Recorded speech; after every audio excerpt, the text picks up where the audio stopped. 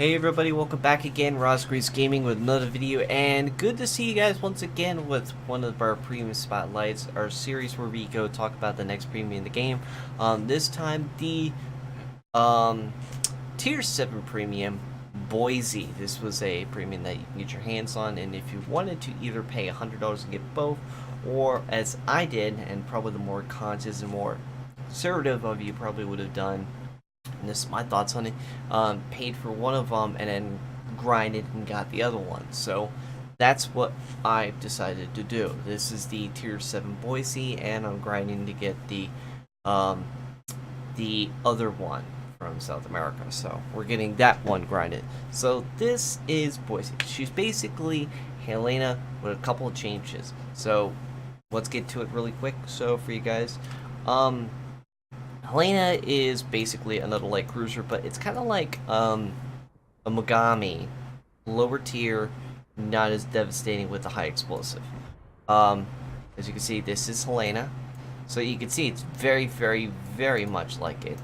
Only a few, though, gripes you're going to see. Number one, she doesn't have her planes. They've been stripped off of her, so you don't have that ability. Number two, she does not have the ability to run only two things. One, you can either switch hydroacoustic or defensive AA. For me, because planes are not very common, and you can probably run and dodge them if you're actually, actually know what the heck you're doing, you're going to run hydroacoustic. Spot the torpedoes from any enemy destroyers and take them out. And then you have a heal, which heals 799 HP per second for 20 seconds. And with the premium version, you get it every 80 seconds. You get 4 charges as well if you have running Superintendent. So it's really, really good. So real quick, guys, it's actually a really, really fun ship, because here's the thing. It's not because, for me, of it being a spam firing Helena. It's got the heal, and the heal for me actually makes this thing more enjoyable, because now I can actually get out of the fight, heal, come back, and dish out more damage. And it's got the British type heal, so any high explosive damage can be healed back. It can be rebuilding the ship at sea, so you can easily get a dreadnought out of this thing. So anyway, back to the ship again. We have Admiral Halsey in this thing for the particular build, so if you guys want to look at the sheet here, you can pick up what you want. Recommend other things you guys can get. You guys can get Vigilance if you're having issues spotting torpedoes, but you got Hydroacoustic, never forget about that. On top of that, you also can get yourself basic or advanced fire training if you feel planes are a little bit of your problem. But I recommend Expert Marksman, Preventive Maintenance, at least Demolition Expert and Concealment Expert, because that's given with any ship here. Any other things on here are just gravy. Just don't pick up anything for carriers or planes, because it is unnecessary, and especially anything torpedo related, because this is an American cruiser with no torpedoes.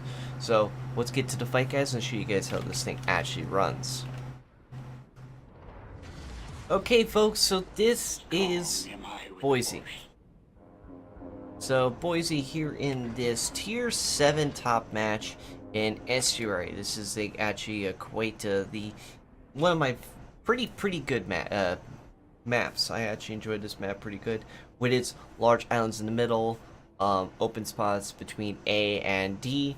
This is going to be domination, so this is actually quite the always an interesting match, because it's always going to count on either your team lemming and screwing it up, or lemming it right. Lemming, what I mean by just all of them just slingshot around and actually hitting ships through sea, up, and over. So actually, this way around, hitting your allied ships. So real quick, Exugi needed support real quick, so I'm going to move up there and use the islands and just help him out as much as we can, because might have to handle destroyers. We have a Shinonome in here and a Haida.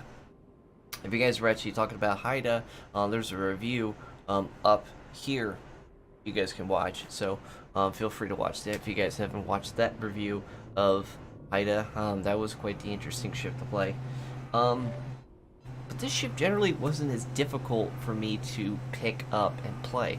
Cruisers are, to me, not 100% as difficult as I think they're going to be, but you always have to understand its strengths, weaknesses with its shell types, what kind of armament it is, and its meta or play style, because each one has a little bit of a different play style with each type, especially in the lines. So we know Haida is sitting in that smoke. So where he's going to kite back our destroyer, he can't win a gunfight to him. That Atlanta's even much more bigger of a threat, so we have to get him taken care of. So shells out, boys! And he also knows I am running the red tracers, which means that this is a Admiral Halsey commander. So that means I need to earn a double strike to get a better concealment, or get a Confederate, which is what I was attempting to try to get in this match, to get the faster reload, which if you do it correctly will get down to just about 6 seconds, if you're lucky, which is a pretty good number for a ship like this, especially the amount of shells that come out of this thing at a very rapid pace.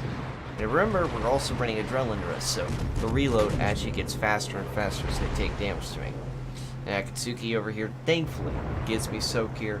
Props to that dude real quick for actually assisting me there with popping me in smoke. With my guns, I'm able to get very stealthy with this thing and fire up many shells without being seen. It is a little bit of a bloom, if you notice. It's, I would say, about, if I remember correctly, which we can actually look it up by clicking here. You have, while shooting in smoke, a pretty good amount. You just have to be really careful with the detectability. 5.6 is quite the issue. So I stopped firing at the battleships and now enter Haida again, so we're going to sling a few rounds at him. And we did get a fire into Mexico. We cannot see him anymore, so we'll have to deal with him a little bit in a minute. Doused then gets shown up here at the ACAP. So it really is not an easy position for a destroyer to go into cap yet, but we're going to be fixing that very soon, because with all the rounds fired, Atlanta gone, which is their radar on massive fire producer that just throws shells like a machine gun, they have no ability to throw massive damage and see it stick. So they only have now the Haida to scout, the cruiser, and the 2 battleships, and one of them is the Julius Caesar, which is a really good tier 5 battleship. And in Mexico here, he got himself caught by the torpedo curtain here, and he takes 2 there around his belt. We're gonna assume though he took a flood, because that's a fire, and his health is now dwindling away very quickly. So I was just firing rounds again. Like I said, you could throw a lot of lead that sticks, and my goal is to try to keep putting fires on this ship. Bear with it though, this ship does have a couple gripes. Number 1, it does have very thin armor because it is a light cruiser, so you will get punished dramatically. As you can see, that's what's high explosive, and they lost over 3,000 health in one salvo. Now, if those aren't piercing, they're probably a different story. But, of course, this Julius Caesar doesn't know about the 2 key and is firing high explosive at me right now. So, that's not working well for him in his parts. So, I don't know why he decided to do that. Not my doing. And I finally killed him with the fire. And unfortunately, I'm firing at rounds, I'm not paying attention, I get to the edge of the map. I know, boo-hoo me. I'm a guy who just screwed it up, you know. I'm sorry. You go ahead and punch me. I deserve that. So, anyway, what's the other thing? The maneuverability on the Haidas are actually pretty solid, you know. For a cruiser of this type, you can actually maneuver pretty good. Do I feel it needs to be buffed more? No. If you actually overbuff the steering, I think it could be absolutely broken. But they really put a reduction on that steering gear since it's a tier 7, so you really can't turn as much as it is currently. And the amount of shells you have actually are pretty good. The only problem with the thing, though, also is you have to watch and be absolutely certain on where your shells are going to go, because remember, you have, like the Megami, you have the weird gun placements on your ship. You have 2 facing forward, 1 facing reverse, and 2 reversing in the back. So you can fire 3 of your turrets facing backwards. I'm a Jedi. Yes, you can turn it and kind of angle it sideways, but if you start flipping around, it's going to take a long time for that gun to turn around. So you have to be careful if you want that third gun on the front turn at the right angle, and it can cause you to be actually really gun low. So you really want to put yourself in a position where you can actually throw as much lead as possible without getting hurt back. That's the one thing you have to be very, very conscious of, because if you don't, you're going to actually have yourself more hurting than helping yourself. So now we're getting that cap actually assessed. Meanwhile, down on the opposite end over there, you can see, guys, that Bayern, Molotov, Nuremberg, Congo, and what was that? Algeria. Sorry, I had my eyesight hurting there. Just trying to get the decap, but there's a lot on that fleet on that side. So hopefully we get over there and give them a hand. But we're going to keep working on the Julia, who's still firing high explosive. So, really, he didn't do... Yay, he got me on fire, but really, we're doing the more damage to him, because high explosive doesn't just do much damage compared to armor-piercing shells, especially it does lightly thinner cruisers. If he actually fired at that range, he probably can get citadels easily because of the shell drag penetrating through my ship. It won't overpen, it'll probably penetrate in and produce massive citadel damage. And that's something that I don't want happening. So, just keep firing at him and trying to destroy him bit by bit. And, yep, there we go, another fire. Another thing you have to be careful of is, if you notice, look at the shells. You know, they've just blown up there. You have to be very conscious of that, because with the light cruiser line, they are these 6-inch type shells. Sorry. Yeah. That can't produce as much damage per minute as, let's say, New Orleans, Baltimore, and eventually Des Moines. Oh, and don't forget Buffalo as well. Those ships have the 9-inch guns, the 203s, and they're bigger caliber, a little heavier, a bit heavier shell. So the armor piercing on them, and eventually the rapid fire of them, is actually quite insanely better. And because of that, they're able to do much more damage than most ships. Excuse me. Been working on these all day. Ugh. Anyway, so here's the fun thing, though, about this, is if you actually do this right, if you have the right shell, the right placement, you can use the armor piercing. These shells, even though they're the smaller, lower caliber, everybody should know, broadside cruiser, you're going to get the penetrations like this guy. Just aim at the right place. That one's a little high. Let's just drop the shells a little bit more, and you're going to see that they just obliterate ships. You're going to get those penetrations, and that's armor piercing penetrations. So here's the Fiji, and I see him. I load up, armor piercing, pop the shells, and well, there it goes, 2 citadels. And that's what I mean by this ship. This ship is absolutely just insane with these penetrations. So you have to actually produce solid positions for that. If you go the wrong way with a shot, you're going to get penetrated through. Because remember, this is a light cruiser, so thicker, heavier shells going through the nose of this ship, Boise, will definitely produce citadels on you. So, commander-wise, what would you guys say I should pick? Well, you definitely need, like I said, your demo expert to get reporters. You definitely want to get yourself preventive maintenance so your guns will reduce and knocked out. And on top of that, you want to just buff every single thing gun-ho wise that actually you feel comfortable with. Superintendent's not bad of a pick as well because you get an extra heal. Like right now, I probably wouldn't have had another heal after this, but because I have Superintendent and I have the premium, I get 4 heals instead of 3.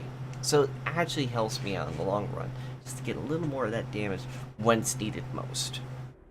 Now, originally I was going to go for Julie for that Nueve, but that happens. Torpedoes, and fortunately I take one right in the backside there. So there goes my repair party. We're already defending the cap position. We have another enemy allied ship out there capping the enemy position. So now we own 3 with 4 caps. So the only thing that's left is the Julio, the Nuremberg, the Dallas, the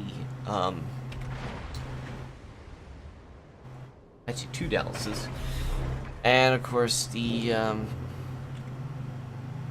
Shinanoe, which unfortunately he hasn't shown his sense. So it makes you scratch your head where the heck he went. The only logical point is down south, with near towards between A B and C, if I remember correctly. So here comes Nueve, and there goes my high explosive. Now, if you guys notice, because of that Confederate, now my shells reload a hell of a lot faster, so I'm able to throw out much more damage at a very much quicker rate. And as you can see, the penetration of these shells is actually ginormously well designed. Very good shots. Very good shell type with a lot of serious damage. It's just unfortunately, because the shells are not that big, she can't penetrate much of the thicker armors. So it's better off just staying back and just firing those high explosive shells in the back, because that's this kind of thing. So, do I recommend this ship? Oh yeah, definitely. If you love Tier 7 and you like having a little bit of fun and with just kicking back, burning a lot, doing a lot of damage, being a very long-lasting competitive player, help out the team, this ship is for you. And a bonus is you get the other ship for free by just continuously playing it and earning the experience. So it's a really solid ship for that kind of technique. And that is a kill right back at you, buddy. So that is the Boise, really. It's quite the solid little cruiser there for the American line, and it's actually quite a lot of fun. I've had a couple games in here that was just absolutely fun in here. You do, again, another also thing I might want to point out is its rudder. You do have to be careful because it's that early American doctrine kind of thing. The rudder does feel a little bit sluggish, and it does have a hard time kicking in and turning in.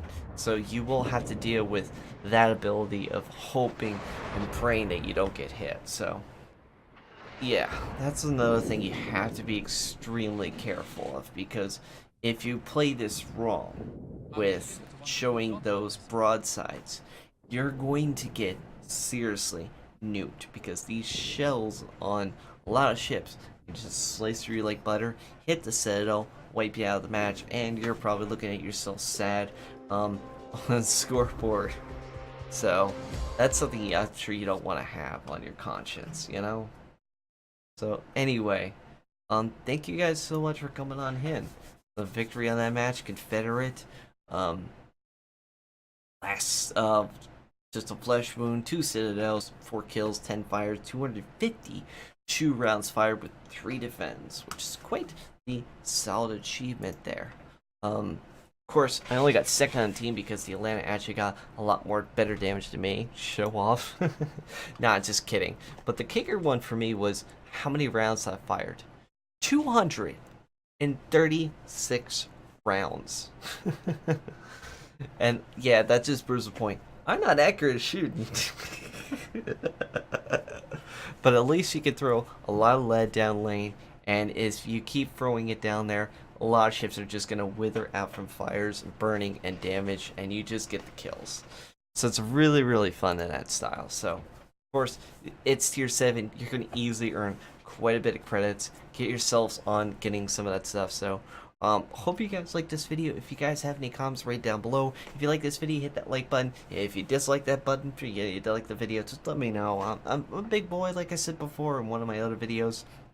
Also, let me know if you guys, if you haven't seen the other videos, if you guys like this webcam video style, because I'm thinking of trying this out and seeing if you guys like it.